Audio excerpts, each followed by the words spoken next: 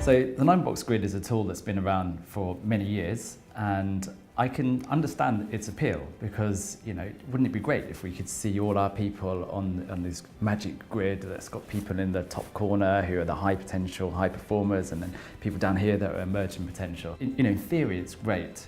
In practice, however, I don't think it works particularly well, and that's been my experience. And there's a couple of problems with the 9-box grid. First problem is that it relies on ratings to get there. So a classic performance rating and a potential rating. So you need to do that to produce the outcome. And all the evidence around this suggests that ratings are subjective. We can't really rely on them. They're not particularly valid.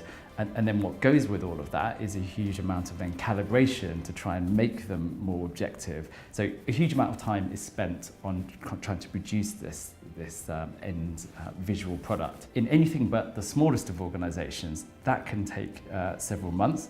So then by the time you get to having the discussion of what you're going to do with these people who are on this 9-box grid, the information is outdated or questionable. So you have these crazy discussions that saying, oh, well, this person's left, so we can't promote them, and oh, this person's in a different role, or they've decided they don't want to move into that position.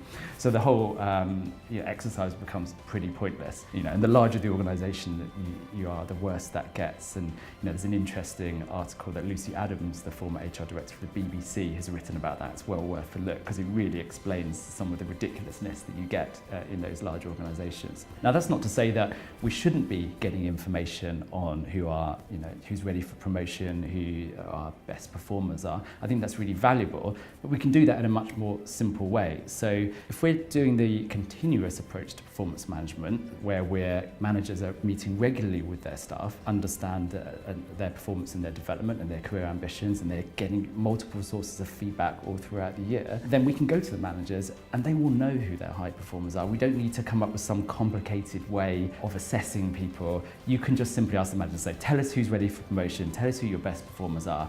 And it's not necessarily going to be 100% accurate, but it's a really good first cut of data. Then you can spend the majority of your time talking about what you're going to do with these people. So you can get your senior leaders in a room together and say, right, we've got this first cut of data from our system. Are these the right people? Okay, they are great. What are we going to do with them? How are we going to develop them? Are we going to put them in as a common? Are we going to promote them? Are we going to give them special projects?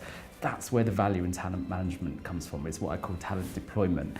So spend less time on the measurement, make that as simple as you can, and spend more time on the talent deployment.